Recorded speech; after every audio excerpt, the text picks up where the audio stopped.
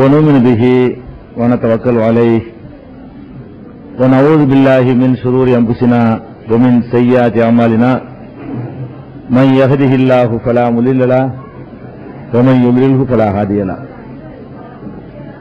وأشهد أن لا إله إلا الله وحده لا شريك له وأشهد أن محمدا عبده ورسوله أما بعد கண்ணியத்திற்குரிய எல்லாம் வல்ல அல்லாஹு ஜல்ல ஷானஹு தஆலாவின் நல்லடியார்களே, அல்லாஹுடைய பேரருளால் அவனுடைய மார்க்கத்திலே அறிந்து கொள்ள வேண்டிய, நம்முடைய வாழ்க்கையிலே நாம் கடைபிடிக்காமல் இருக்கின்ற பல விஷயங்களை வாரந்தோறும் இந்த தொடர் நிகழ்ச்சியின் மூலமாக நாம் அறிந்து வருகிறோம். அந்த தொடர்ச்சியாக இன்றைய தினம் நம்முடைய வாழ்க்கையிலே நம்மை அறியாமல் நம்மிடத்திலே நிகழக்கூடிய ஒரு விஷயத்தை குறித்து இஸ்லாமிய மார்க்கம் எவ்வளவு அற்புதமான ஒரு வழியை காட்டியிருக்கிறது என்பதை இந்த வாரம் நாம் அறிந்து கொள்ளவிருக்கிறோம். அது என்ன விஷயம் என்று சொன்னால், ஒவ்வொருவருமே மனிதர்களாக பிறந்த யாராக இருந்தாலும் அவர்கள் தங்களுடைய வாழ்க்கையில தூக்கத்திலே கனவு காணக்கூடியவர்களாக இருக்கிறார்கள். எல்லாரும் கனவு காண்றோம். இந்த கனவு என்பது நம்மளா பிளான் பண்ணி நம்ம திட்டம் போட்டு யாரும் கனவு காண்றது இல்லை. நமக்கே தெரியாம நாமே நினைத்து பார்க்காம நம்மிடத்துல ஏற்படக்கூடிய ஒரு காட்சி தான் கனவுங்கிறது. இஸ்லாமிய மார்க்கத்தை பொறுத்த வரைக்கும் மனிதன் எதையெல்லாம் திட்டமிட்டு செய்யறானோ அதுக்கு மாத்திரம் வழிகாட்டுவோம் நிப்பாட்டிக்கல. நம்ம நினைக்காம நம்மள்ட்ட ஏற்படுது பாருங்க, அதையெல்லாம் கூட நம்ம எப்படி எதிர்கொள்ளணும், அதனுடைய உண்மை நிலை என்ன அப்படிங்கறதை பற்றியும் சொல்லக்கூடிய ஒரு அற்புதமான மார்க்கம் அல்லாஹ் நமக்கு தந்த இஸ்லாமிய மார்க்கம். அந்த வகையில இந்த கனவு காண்றோம் இல்லையா, அதை பற்றி இஸ்லாம் ஒரு அற்புதமான ஒரு தெளிவான ஒரு வழிகாட்டுதலை காட்டுது. அதை ஏன் நம்ம தெரிஞ்சுக்கணும்னு கேட்டா அது ஒரு முக்கியமான காரணம் இருக்கு. முஸ்லிம் சமுதாயத்தில் உள்ள பல பேரு தங்களுடைய ஈமான இழந்துறதுக்கு கூட இந்த கனவு காரணமா இருக்கு. ஏதாவது ஒரு கனவு கண்டுட்டு அதன் அடிப்படையில் தங்களுடைய வாழ்க்கை அமைச்சுக்கிட்டாங்கன்னு வைங்க, அவங்களுடைய மொத்த ஆகிரத்துடைய வாழ்க்கை நாசமா போயிடும். அப்படிப்பட்ட ஒரு பாதிப்பை கனவு ஏற்படுத்துது. கனவுல என்னென்னத்தையெல்லாம் காண்றாங்களோ அதெல்லாம் சரின்னு நினைக்கக்கூடிய சமுதாயமா இருக்கிறாங்க.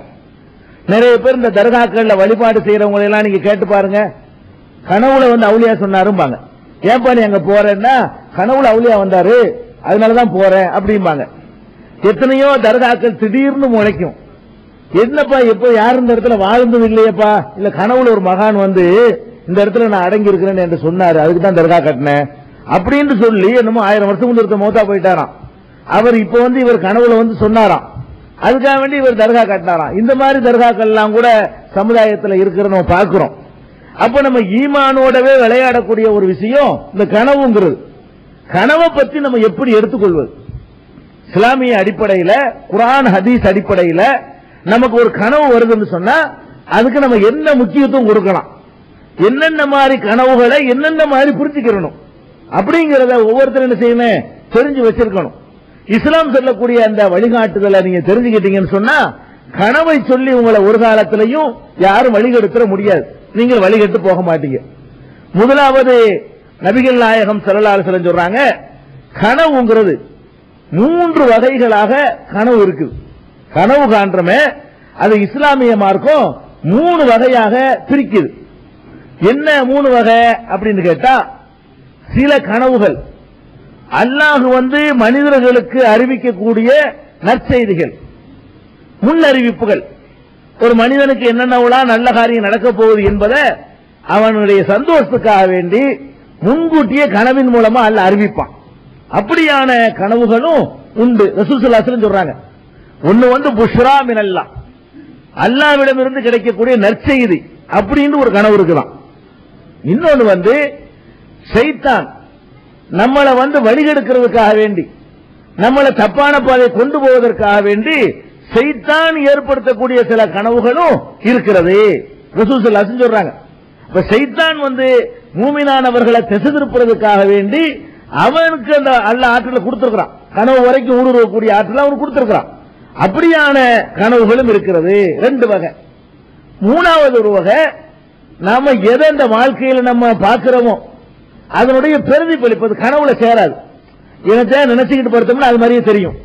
இதுக்கு ஒரு அர்த்தமோ ஒரு வியாக்கியானமோ இது ஒண்ணுமே கிடையாது. நம்ம நினைச்சுக்கிற புது மாப்பிள்ளையா இருந்தான்னு சொன்னா அவன் யார் நினைச்சிட்டு படுக்கிறான், பொம்பளை கனவுல வர்ற மாதிரி இருக்கும், பேசுற மாதிரி இருக்கும். இதெல்லாம் என்னது, இவன் நினைச்சதே அப்படி தெரியுது. அப்ப எதையாவது யாராவது வருவாங்க அப்படின்னு நினைச்சுட்டே படுத்திருப்பான், அவர் கனவுல வருவார். யாராவது வர்றதாக நினைச்சுக்கிட்டு இருப்பான், அது நினைச்சுக்கிட்டே படுத்திருப்பான், அது கனவுல வரும்.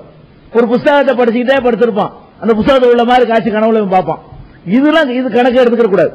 இதுக்கு கனவு இல்லையா, இது என்ன இல்லையா, இதெல்லாம் கனவு இல்லை. இதெல்லாம் பிரேமைகள், மனதில் ஏற்படக்கூடிய ஒரு பிரதிபலிப்புகளை தவிர இதுக்கு எந்த ஒரு அர்த்தமும் கிடையாது. இப்படி மூன்று வகைகளாக கனவுகள் இருக்கின்றன என்று சொல்லி பெருமானார் ஸல்லல்லாஹு அலைஹி வஸல்லம் ஒரு ருயா ஸலாஸத்துன்ங்கறாங்க. கனவு என்பது மூன்று வகை இருக்கிறது. நல்ல கனவு என்பது மூமின்களுக்கு இறைவன் தரக்கூடிய நற்செய்திகள். இன்னொரு கனவு என்பது ஷைத்தான் நம்மளை திசை திருப்புவதற்காக வரக்கூடிய கனவுகள். இன்னொன்னு அது ரெண்டுலையும் சேராதது, நாம கற்பனை பண்ணிக்கிட்டு படுத்தது இதயத்திலிருந்து திரும்ப பிரதிபலிக்கக்கூடியது. இப்படி மூன்று வகைகளாக இருக்குதுன்னு சொல்லி பெருமானார் ஸல்லல்லாஹு அலைஹி வஸல்லம் அவர்கள் சொன்னாங்கன்னு சஹீஹ் முஸ்லிம் என்ற நூலிலே 4200வது ஹதீஸ், ஆதாரப்பூர்வமான ஹதீஸ் இடம்பெற்றிருக்கிறது. இன்னொரு இடத்துல நபிகள் நாயகம் ஸல்லல்லாஹு அலைஹி சொல்றாங்க, லம் யபுக மினன் நுபுவத்தி இல்லல் முபஷிராத். நுபுவத்திற்குல, நுபுவத்துனா நபிங்கிற அந்த பட்டம், நபியாக ஒருத்தர் அனுப்புதல் என்பது, இறைவன் புறத்திலிருந்து செய்திகளை பெறுவது, அந்த நுபுவத்து என்பது முடிஞ்சு போயிடுச்சு. அதுல ஒண்ணுமே இன்னைக்கு மிச்சமா இருக்கவில்லை. ரசூலுல்லாஹ் கடைசி நபியாக ஆக்கின பிறகு நுபுவத்திலிருந்து எதுவுமே மிச்சமாக இருக்கவில்லை. அல்லாஹ் நபின்னு அனுப்ப வேண்டிய அம்சத்தை பூரா சொல்லி என்னோட அல்லாஹ் கடைசியாக்கி அனுப்பிவிட்டான் ரசூலுல்லாஹ் சொல்றாங்க. ஆனால் நுபுவத்துல ஒன்னே ஒண்ணு மிச்சமா இருக்குது. அது என்ன மிச்சமா இருக்குன்னு கேட்டா, ஒரு மூமினானவனுக்கு அல்லாஹ் சில நற்செய்திகளை சொல்லுவான், அது மட்டும் மிச்சமா இருக்குது. நற்செய்தி சொல்லக்கூடிய அறிவிப்பை தவிர வேற கடவுள்கிட்ட இருந்து மனுஷனுக்கு தொடர்பு கிடையாது. நற்செய்தி மட்டும் அல்லாஹ்ட்ட வந்துகிட்டே இருக்கும் அப்படின்னு ரசூலுல்லாஹ் சொல்றாங்க. நற்செய்தியில என்ன அல்லாஹ்வுடைய தூதரே, சஹாபாக்கள் வழக்கு அது நற்செய்தி ஜிப்ரீல் எல்லாம் சொல்லிட்டு போற, அதாவது அல்லாஹ்ட்ட இருந்து செய்தி வருதுன்னு அப்படித்தானே வரணும் அப்படின்னு சஹாபாக்கள் கேட்கும் பொழுது உமல் முபஷிராத்னு கேட்கிறாங்க. நற்செய்தி அது என்ன நற்செய்தி? ரசூலுல்லாஹ் சொல்றாங்க, அர்-ருயா ஸாலிஹா, நல்ல கனவுகள். நல்ல கனவுகள் என்பது ஒரு மனிதனுக்கு அல்லாஹ் நற்செய்தி சொல்றான். அவனுக்கு அவன் பொண்டாட்டி கற்பனையா இருப்பான், அவனுக்கு பிறக்க போறது ஆம்பளை பிள்ளைதாங்கிறது, அப்படி ஆம்பளை பிள்ளை கொஞ்சம் மாதிரி கனவுல வரும். இவன் முன்னாடி தெரிஞ்சுக்கலாம், ஓ நமக்கு ஒரு ஆம்பளை பிள்ளை பிறக்க போகுது. மார்க்க விஷயங்கள் எதுவுமே வராது. மார்க்க சம்பந்தமான சட்டமோ கொள்கையோ வழிகாட்டுதலோ அதெல்லாம் முடிஞ்சு போச்சு. ஒவ்வொரு மனிதன் சம்பந்தப்பட்ட நல்ல விஷயங்கள் இருக்கு பாருங்க, அதை பற்றிய முன்னறிவிப்புகள் கனவுகள் மூலமாக வரும். அது அல்லாஹ்ட்ட இருந்து வரக்கூடிய மெசேஜ். அது இன்னைக்கு மிச்சம் இருக்கு, கியாமத் நாள் வரைக்கும் இது இருக்குது. நுபுவத்து முடிஞ்சிருச்சு, அல்லாஹ்வுக்கும் மனிதருக்கு மத்தியில் உள்ள தொடர்பு முடிஞ்சு போச்சு நினைச்சிடாதீங்க. ஒரு தொடர்பு இருந்துகிட்டே இருக்கு, கியாமத் நாள் வரைக்கும் இருக்கு. மூமினான மனிதனுக்கு அல்லாஹ்ட்ட இருந்து ஒரு தொடர்பு இருந்துகிட்டே இருக்குது. அவனுக்கு வரக்கூடிய ஒரு கேடை முன்கூட்டி அறிவிச்சிடுறது, அவனுக்கு வரக்கூடிய ஒரு நன்மையை முன்கூட்டி அறிவிச்சிடுறது. இந்த மாதிரியான அம்சங்கள் எல்லாருக்கும் இருக்குது. ரசூலுல்லாஹ் சொல்றாங்க, இந்த எல்லாருக்கும் எந்த எல்லாருக்கும் அதுவும் இருக்குது. பெருமானார் சொல்றாங்க, எல்லாருக்கும்னா மூமினுடைய கனவுக்கு மட்டும்தான். அதுவும் சாலிகான மூமினா இருக்கணும். அவன் யாரா இருக்கணும்னு கேட்டா, முடிஞ்ச அளவுக்கு கடமைகளையாவது கரெக்டாக நிறைவேற்றக்கூடிய ஒருத்தனுக்கு தான் இந்த மாதிரி தொடர்பு இருக்கே தவிர, அதுக்கான மனுஷனா பிறந்த எல்லாருக்கும் இது கிடையாது. மற்ற ரெண்டு தான் இருக்குது. மூணு கனவுல ஷைத்தானுடையது ஒண்ணு இருக்கு, இல்லைன்னு சொன்னா அந்த கற்பனை பிரேமை ஒண்ணு இருக்கும். இந்த மூணாவது கடவுள்கிட்ட இருந்து ஒரு தொடர்பு இருக்கு பாருங்க, அறிவிப்பு, அது யாருக்கு இருக்குன்னு கேட்டா சாலிகான மூமின்ங்கறாங்க ரசூலுல்லாஹ் ஸல்லல்லாஹு அலைஹி வஸல்லம். மூமினாவும் இருக்கணும், அது சாலிகாவும் இருக்கணும். மினர் ரஜுலி சாலிஹிங்கறாங்க.